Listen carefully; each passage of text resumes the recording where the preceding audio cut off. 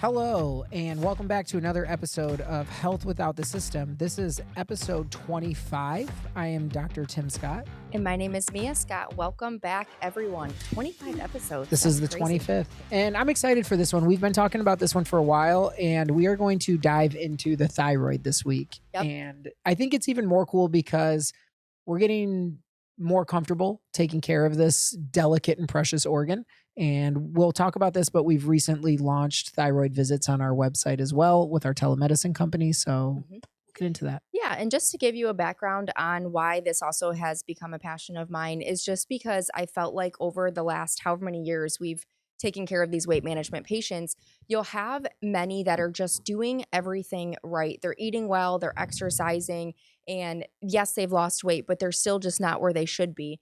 And majority of the time, we have to look at the organ that is responsible for your metabolism, and that is your thyroid. So that's what kind of drove me into this passion of understanding, what exactly is the thyroid doing in these patients that need help, and how can we fix that better? So Yeah, I kind of feel like coming out of medical school and I did my full residency and I'm a practicing attending physician. Until the past couple of years, I feel like I knew nothing about thyroid. And then I think as we dove into it on our own and we actually owned that education and understood it, I felt so much better about understanding the system as a whole, metabolism as a whole, and even hormones. yeah. And understanding, like, I think as providers, you're just so stuck to the algorithm that you were taught and you don't really branch out beyond that. And we'll dive into why that can be a problem and how it's really a disservice to patients. But once you start to understand the mechanism behind, it just makes it a little bit easier. And I don't think it was as complicated as our minds thought it was. And now we're here and we want to help people kind of understand their thyroid function better and if that could be a potential issue in your life and why you're feeling the way that you might be feeling. I agree. And yes, it sort of was an enigma because, again, I don't think it's taught to us very well in medical school. Maybe if you go on to like endocrine training or something more specific to it, but not for what I did. And I think a lot of providers in the primary care field probably have that same experience as me, and unless they've sought extra training on their own, they might not be really good at managing it. And again, this is something we talk about a lot. I'm not blaming any provider in general. You get kind of comfortable in your practice and what you are really good and might not be good at. And I think there's a lot of providers out there that don't have a complex understanding of it, so sometimes people don't get good management of their thyroid. Agreed. All right, so let's just dive on in, and we try to keep this as simple as possible, but of course there's still going to be some medical stuff there that I think is very important to understand. But what is your thyroid and why does it matter? So your thyroid is a tiny gland in your neck area. It's actually a butterfly shaped gland right at your throat, and it is responsible for way more than we ever get it credit for. It basically is the thermostat of your body. It helps regulate energy, mood, your hair, skin, bowel issues. For females, it's going to be regulating menstruation, cholesterol, weight management. And I go into a big list that I'll dive into, but it's just very important to make sure that we're looking at this organ because it controls so much. And it wasn't actually until after school, believe that or not, that I realized how much the thyroid is tied to. Because once again, you have to look at your body as an entire system. And when things go wrong, it might not necessarily be the organ that you think it is because your body works, synergistically. So we'll dive into what that means. Yeah, and we've talked about this too, but a lot of times people go to a doctor and they say, hey, I feel off. Things don't feel right with me. The doctor runs a few tests and says, well, everything looks good, so it's not that problem. And all too often we're told that your thyroid labs, and in some case it's just a lab that's run, are normal, but you're still feeling tired. You're maybe feeling foggy. You're cold all the time. You're constipated. You're having hair loss, skin issues. So what do you do? What do you do next? Yeah. And I do want to say this first and foremost, that this is obviously for patients who have known thyroid issues. However, this is also for patients who might have the symptoms, but just a TSH might look normal for you. So just to keep that in mind that, if you do have a thyroid problem and you're having all of the symptoms that Tim just mentioned, chances are you're mismanaged. And we'll go into the mechanism of how that could happen. But just to know that, yes, it could or could not be your thyroid and, what things to look out for that. Yeah, on our website for our telemedicine company, rixa.health.com, you can just go to the website and navigate to the thyroid page, but you could do rixa.com/thyroid-health as well.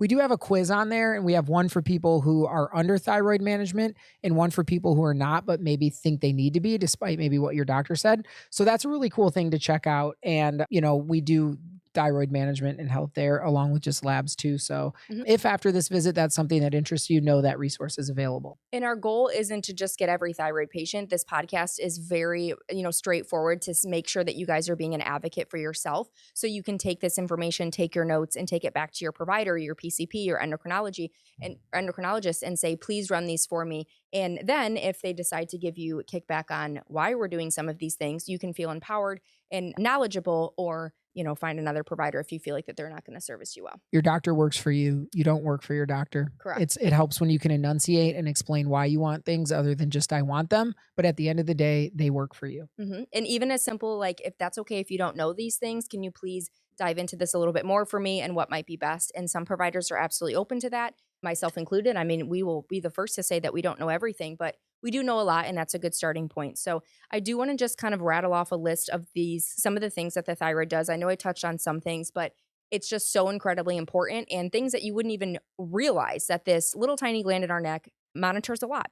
Number one, like I said, energy and metabolism. So this actually controls your basal metabolic rate, your body temperature. This is why we have patients that have thyroid issues that are either really cold or really hot at certain times. And then mitochondrial production, ATP production. You've heard us talk about that many, many times. But the heart as well, this can help your heart rate in rhythm and overall your cardiac output, which is just wild that an organ so small can help and have such a big impact on your cardiac function. It also can help with your brain and mood. So we're talking about focus, memory, your processing speed, mood stability, your gut motility, which is why a lot of patients that are hypothyroid will be constipated because it directly impacts your gut. Muscle, so your strength, exercise, and tolerance recovery. Like we talked about, the hair and skin, your reproductive organs, bone turnover rate, glucose handling, and your liver detoxifying. That was the smallest list that I could put together without having this entire podcast be that list. So you're welcome. Yeah, and again, I asked you to make sure you went into some of that. Yeah. I'm glad you did, because people don't understand this is this little organ in your neck that doesn't get a lot of attention, and sometimes when it goes wrong, the answer is, oh, just take it out. And I think sometimes people don't understand how important this really is. So Mhm. it's good to understand all the things involved in it in your body, all the things that depend on it or interact with it. And again, we talk about this all the time, but Western medicine, traditional Western medicine, is so segmented or compartmentalized. Go see the brain doctor, the heart doctor, the kidney doctor, the thyroid doctor, and they almost at times act like we're not just one body and one system, and we are, and they do all talk to each other. Yeah.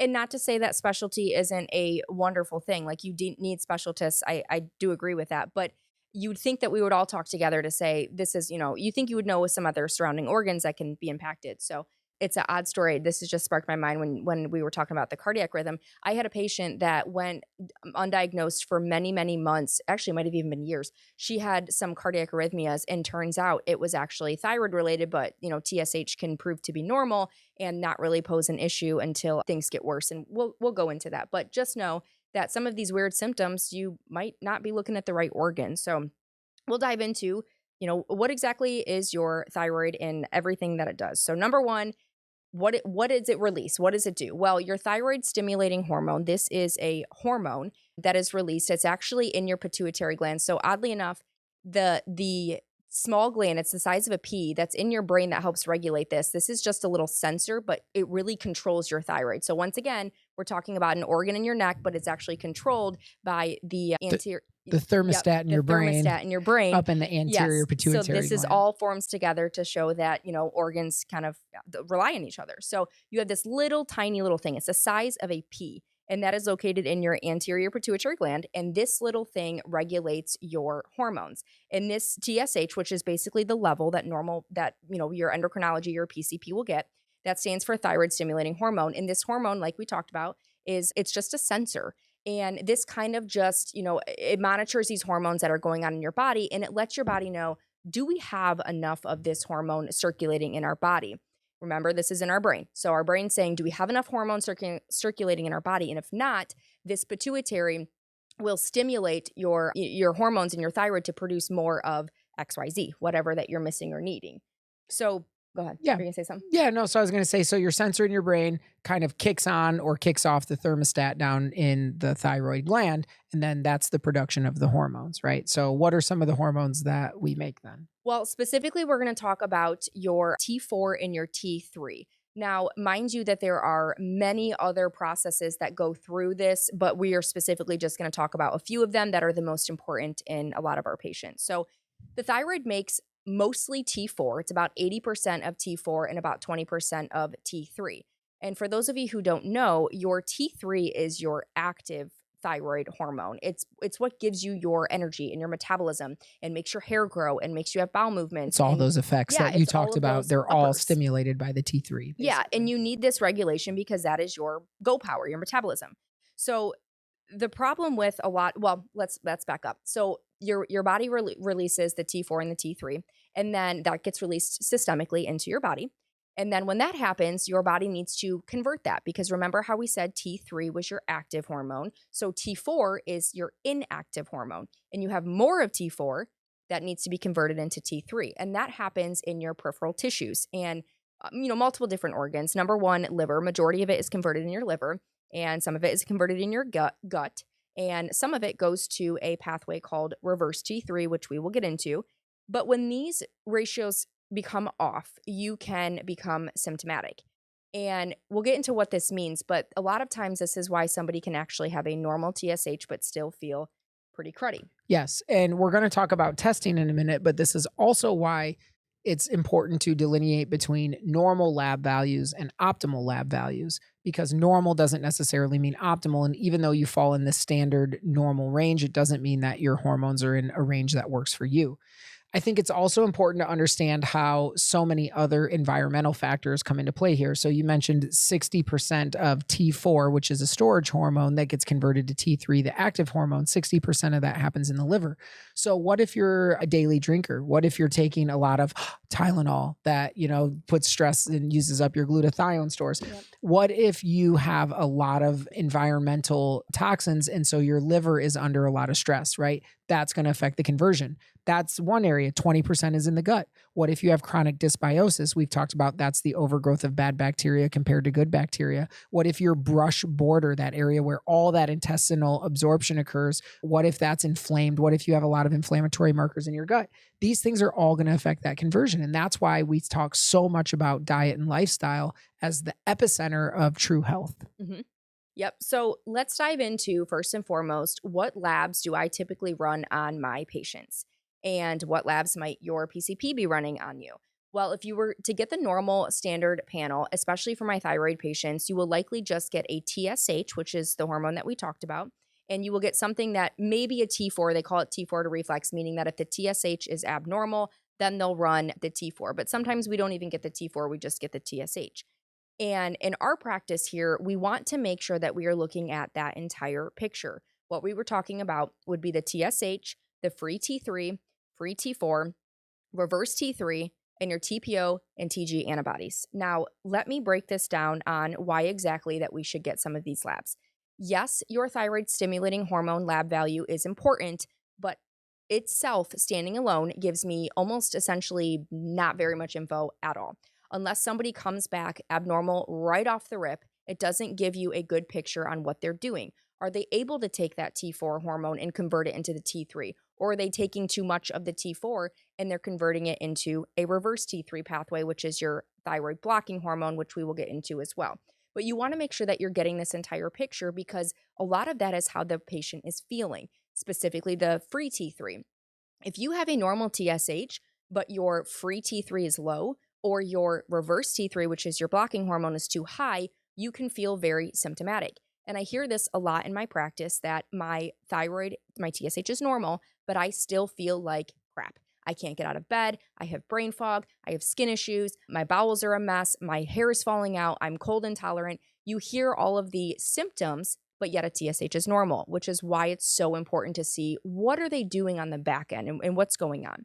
And then to touch base on the TPO and TG antibodies, these are antibodies that can be produced against our thyroid. So specifically the TPO and the TG, this is to diagnose Hashimoto's, sometimes Graves if you're getting the TI ones. So there's a little bit more complexity to that, but Yeah, a few notes just to make there real quick. So Sure. I don't think that the antibody test needs to be done as frequently, especially if you've had negative antibodies and you don't have a significant change. So that's just a note that maybe if you've had it in the last 1 to 2 years, that's great that you had a doctor that did it. You might not necessarily need that every time.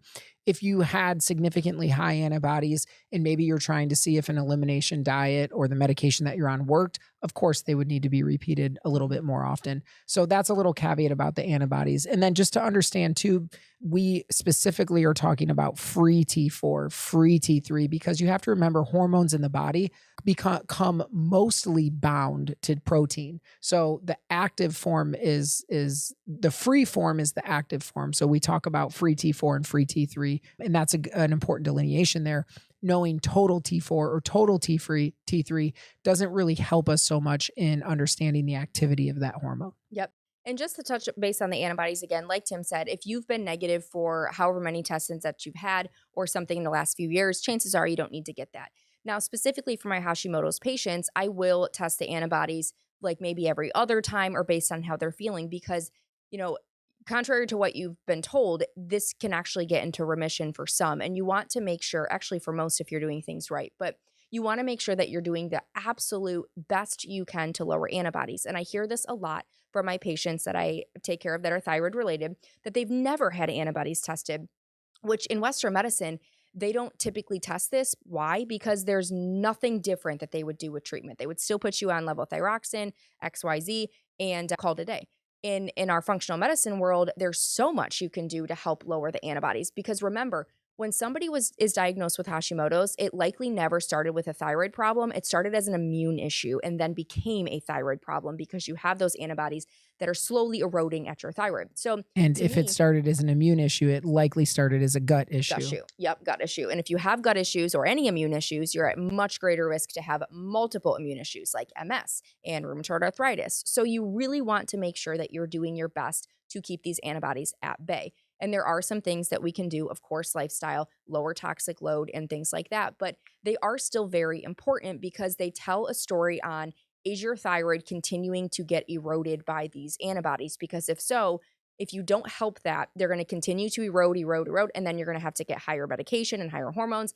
And it's just going to be this vicious cycle. So if your provider ever tells you that your antibodies are not important, that's wrong because we can suppress that and we can help your immune system and we can lower your risk for any other autoimmune issues that you're much greater likely to have if you have even something like Hashimoto's. The other word that they might use sometimes is they might say it's not indicated. And I would just argue that it is. Like Mia said, I would say, well, in not so many words that you're wrong, Yeah, it is indicated. We right. need to know what it is. If they're negative and they've, then maybe they're not indicated in the future, but we need to know because it hasn't been done. Yeah. Another thing that you might run into in traditional Western medicine is insurance covering some of these labs, especially a reverse T3. Yeah. So if you're not able to get those through your insurance provider, that's when it might be a good time to try to seek the outside labs from, whatever companies do it. Companies like us, we have a visit called Just Labs. You can meet with a provider. We'll go over what you need done. And then we also meet with you and go over the results. There's other people like us. There's other ways to order labs, Sure. but just saying, don't let that be the reason you don't ever get it done at least one time. Yeah. It's important. Sometimes you have to go outside of the insurance system and traditional Western medicine to get what you need. I mean, Right. that's just the fact. And I've never had a patient tell me that the thyroid antibodies were not covered because if you have an abnormal thyroid like a TSH, it should be warranted that they should be able to get the antibodies. I have seen many times that PCPs or endocrinology said that they won't test for reverse T3 because they have no idea how much it would cost. I think that's a $30 test for us or Yeah, something. but I've heard some people say it'd be hundreds of dollars through their Right. So insurance. Yeah. just triple check. Please don't just say, I demand this test. And then your provider gets mad and says, okay. And then you get handed an $800 lab bill. So do your due diligence on that side. Insurance can be a royal pain. So sometimes it's actually better to just take out the middleman and go straight to the lab. Yep. So you want to talk about the importance of a few other add-ons to go Yeah. with these tests? Yep. So like we discussed up there or with the TSH and all the antibodies, et cetera, the other ones that we potentially like to get on patients, vitamin D, a lot of patients are low in vitamin D. That actually acts more of a hormone than a vitamin. And it is very important with your thyroid as well as iron and ferritin and B12, zinc, selenium is another good one. And then in females, really make sure that your hormones are good as well, because that can also cause some thyroid issues. Yes. And while we're talking labs real quick, let's just mention this patient that you saw a long time ago. Remember, they came in with a very high LDL level. And, what's the point you want to make about that?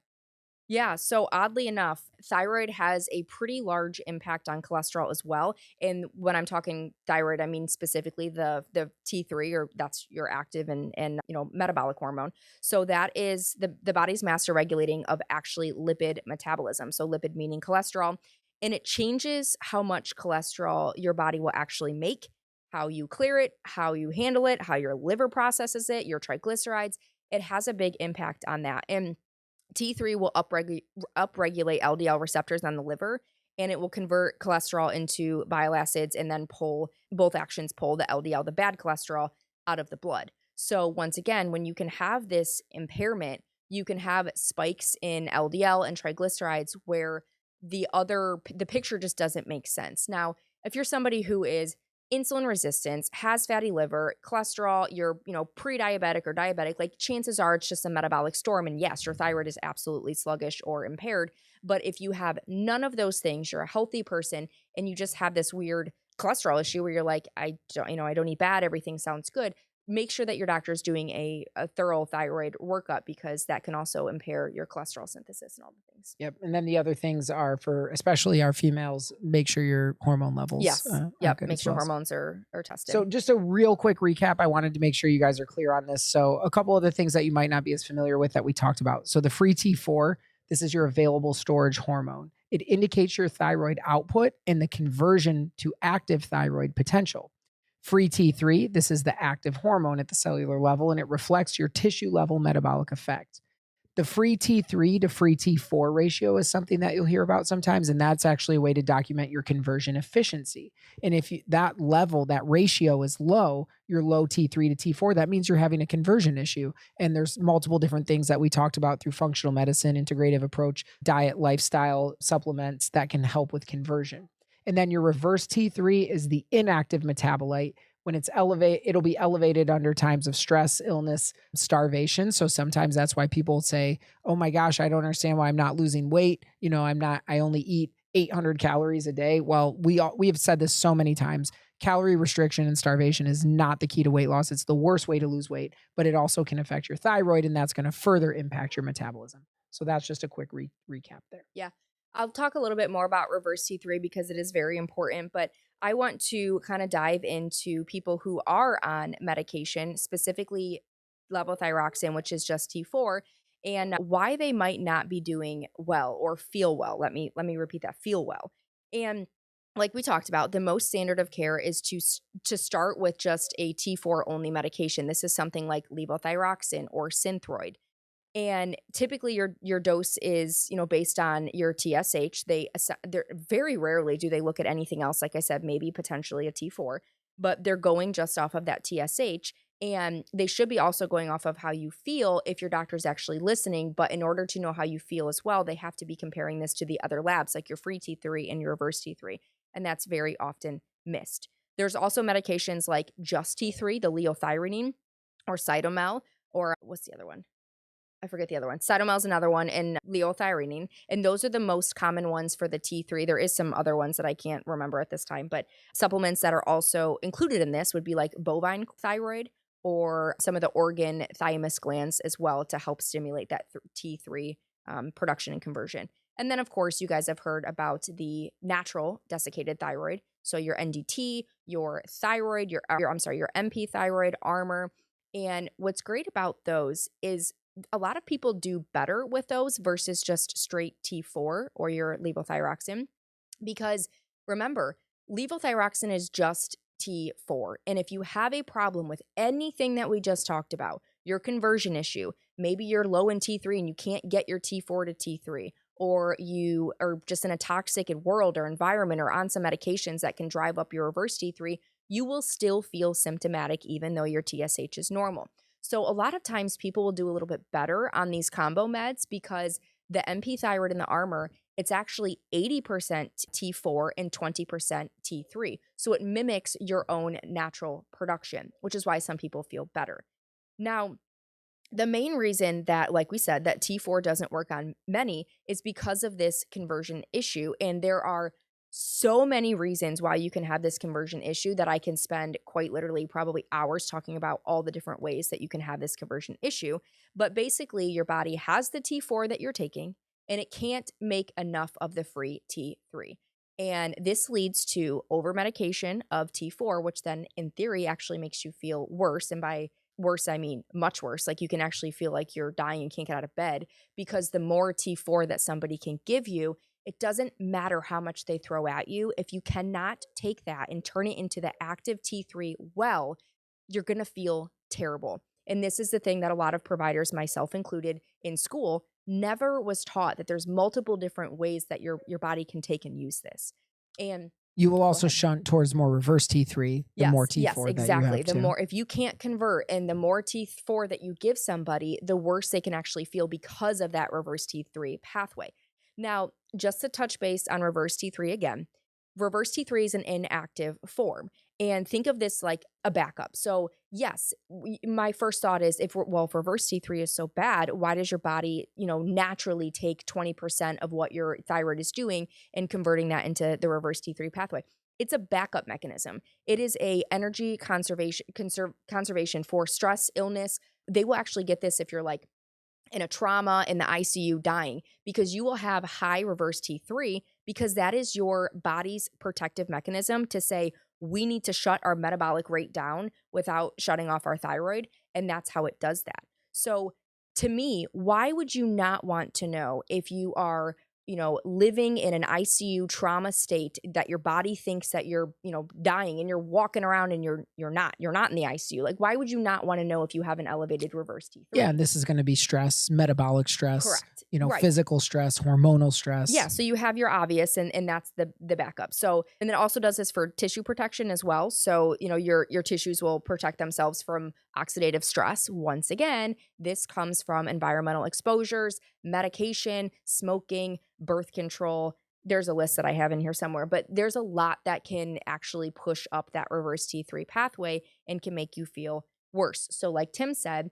the more T4 that they throw on you to make you feel better, or maybe they just want to give you more because you're saying you feel terrible, it can actually make you even feel worse because of this mechanism of this And we've pathway. seen many people come in on over 200 micrograms of the Yes. T4. Yes. And it's a And, lot. it is a lot. Yep. So just to sort of recap that, some things that can tilt you towards making more reverse T3 would be too high of T4 dose. Your body can't take all of that. It's going to shunt some of it to reverse T3. Your acute or chronic illnesses, inflammatory states, maybe chronic disease states, severe stress. Think of sleep deprivation. We mentioned very low calorie dieting, That's a rapid huge one. and Yep. and I was going to say rapid weight loss. Yep. So sometimes even when people are doing weight loss correctly, especially with like a GLP-1, even when you are focusing on protein, when you're doing exercise, you might lose weight pretty quick and your body naturally wants to shunt to some of that reverse T3. Mhm. You Which can mentioned be a huge shock to your body, which then can also have that progressive hair loss as well. that's why we see that some Yep. of that stimulation of hair loss. You mentioned the nutrient gaps can shift you, selenium, iron, and zinc because you're not able to convert that T4 into Yep. the T3. Yep, we And need a then lot. We need all of those micronutrients that Tim just said to make those conversions as well. So, like I said, this is not straightforward. There are so many ways that your body can be poorly converting these things.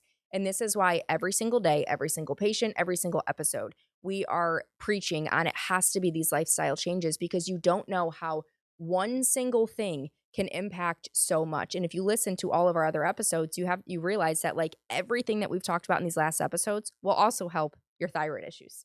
agreed.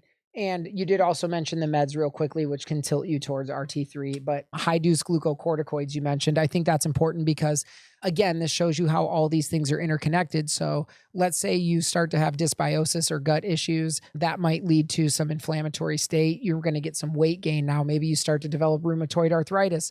Now, to treat your rheumatoid arthritis, you end up on glucocorticoids. So not only is your obesity and the inflammatory state shifting you towards RT3, but now you're taking glucocorticoids also shifting you towards RT3. And now you wonder, why am I gaining weight? I can't lose weight. So that's just an example of how it's all connected. Propanolol, birth control, and other ones, as you mentioned.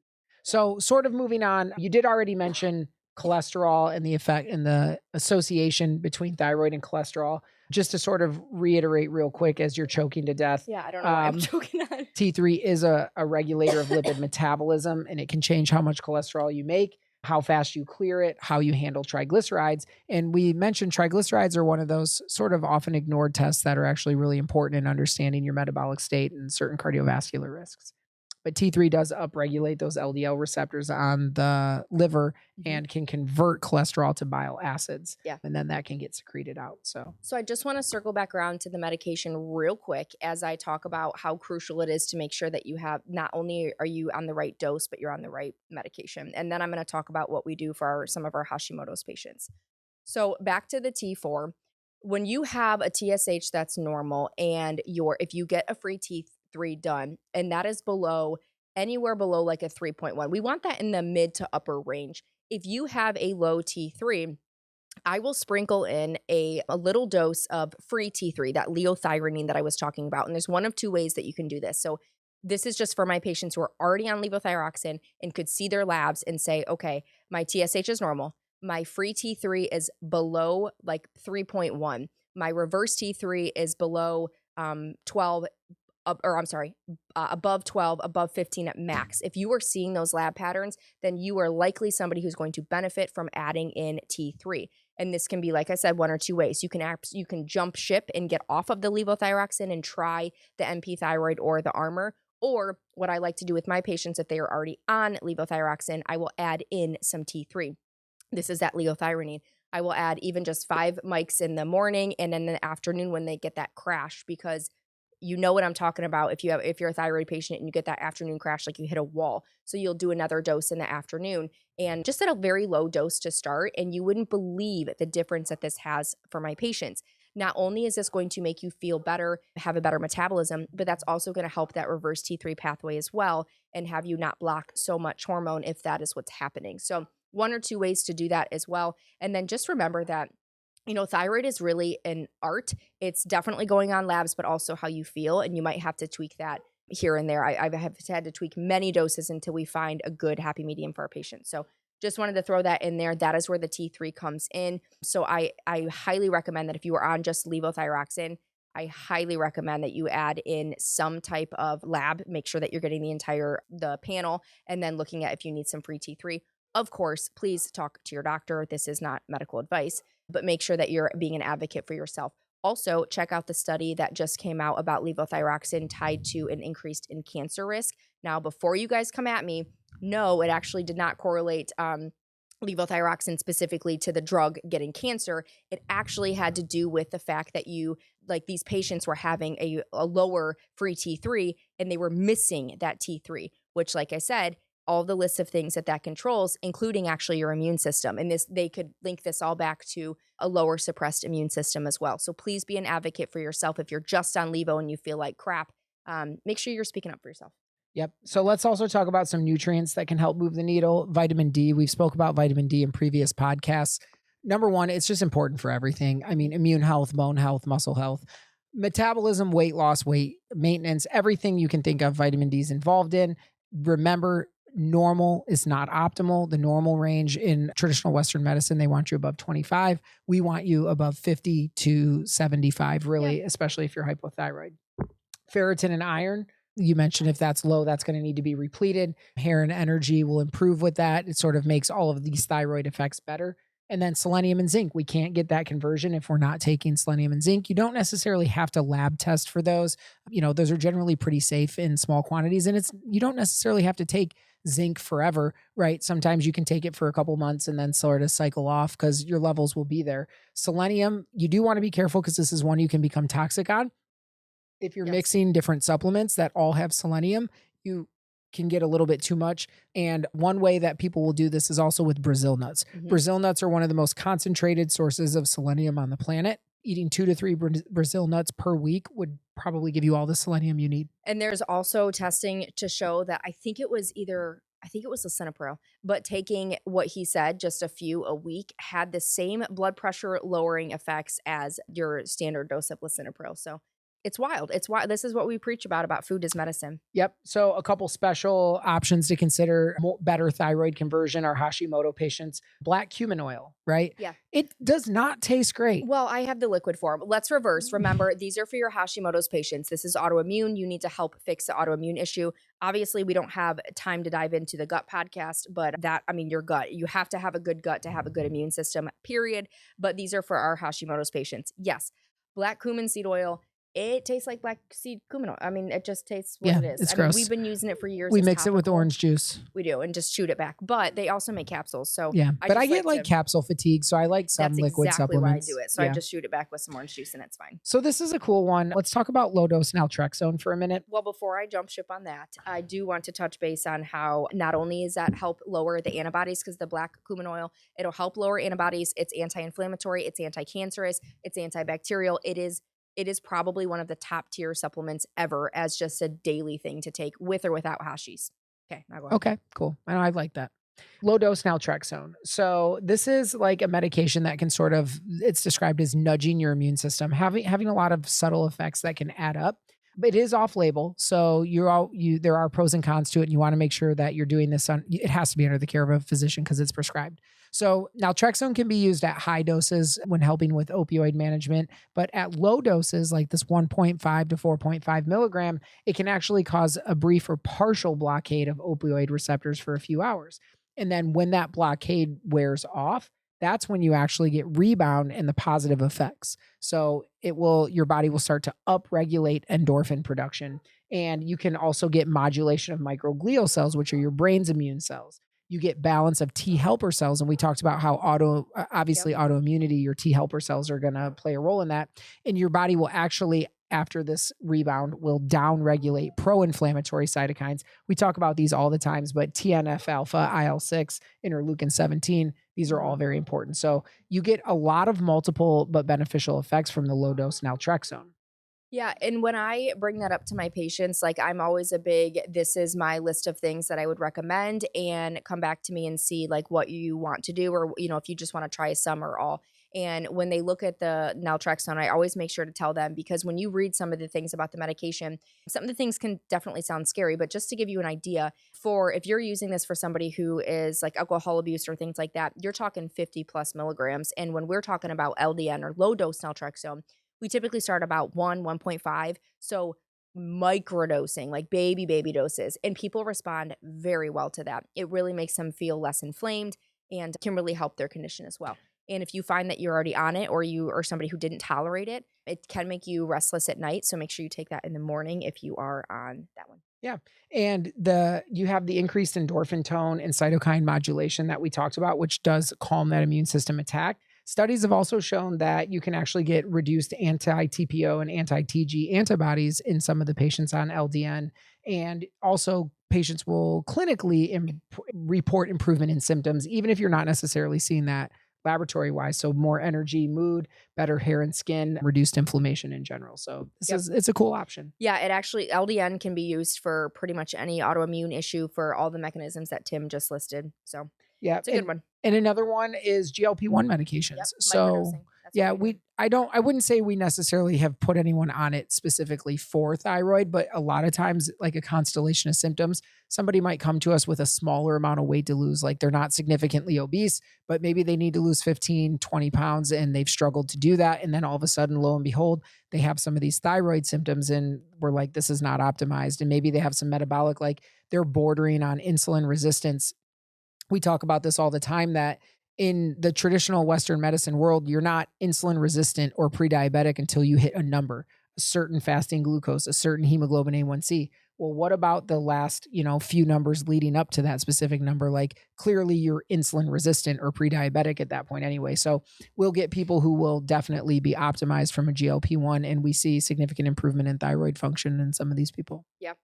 And the one thing that I'll just make a comment here for food, because we're getting short on time, but another thing besides the LDN and the black seed oil and potentially a microdose of the tirzepatide, and of course, lifestyle changes, there is a slew of dietary information that I tell my patients to do, but specifically going gluten-free. You guys guessed it. If you hadn't listened to the last podcast, this is because it's very inflammatory.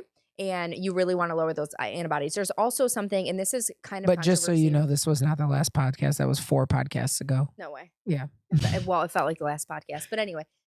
So just to give you an idea of gluten, so gluten has something called, or has the potential to be something called molecular mimicry, which means that when you eat the gluten, we've actually talked about this in the podcast, you can trick your body to thinking that it's very close to that thyroid structure, so it can attack even more if you have Hashimoto's. So more gluten could potentially lead to increase of thyroid antibodies.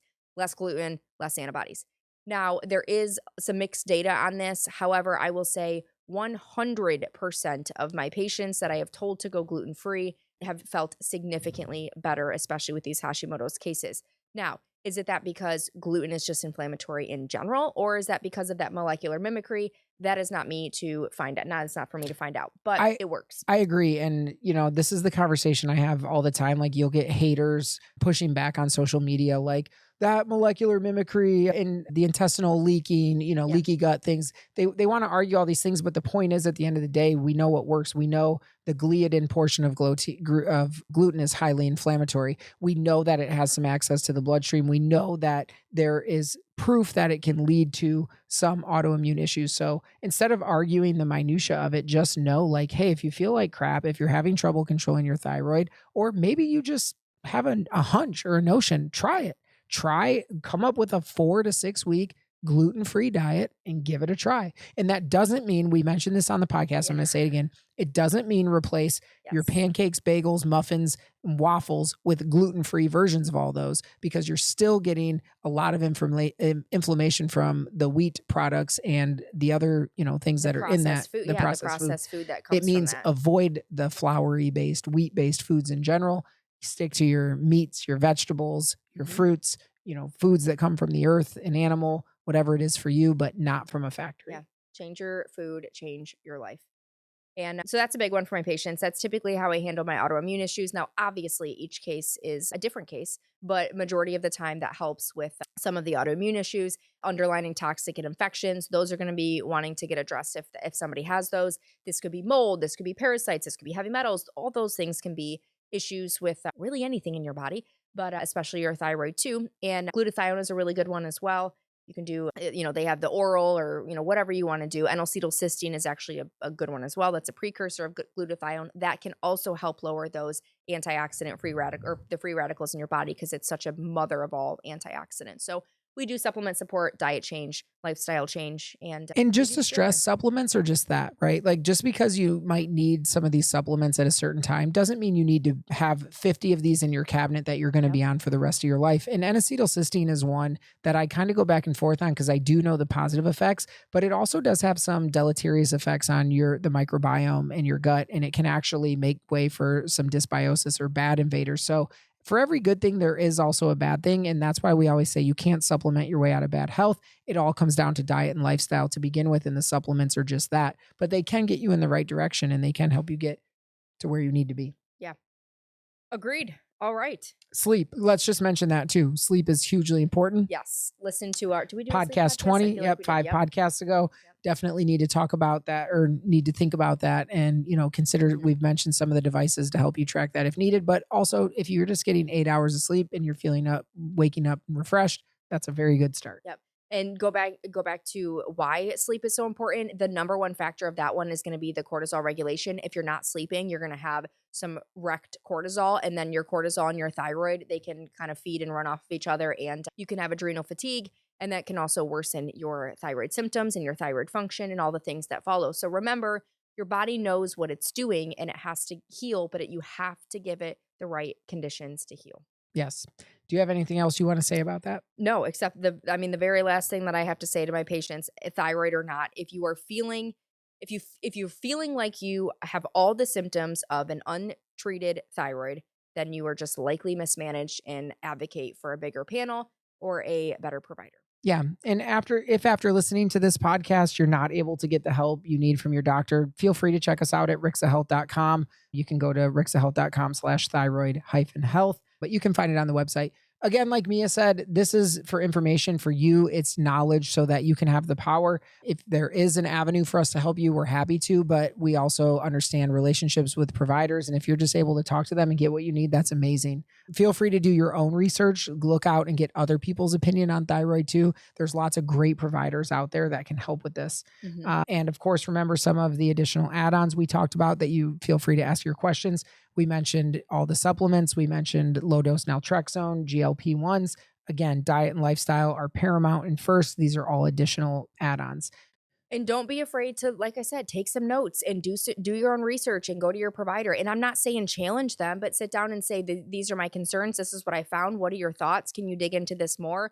And if they're not willing, then usually when you have those providers that balk back and say, nope, this is not indicated, whatever. Now, granted, within reason, but usually when it's cases like this for labs, I mean, it's just ridiculous that providers are going to deny you from your own basic lab. So just remember, be an advocate for yourself. You don't have to come in like a wrecking ball, but bring your knowledge, and knowledge is power. That's why we're here. Agreed. Just a reminder, this podcast is for informational purposes only and is not medical advice.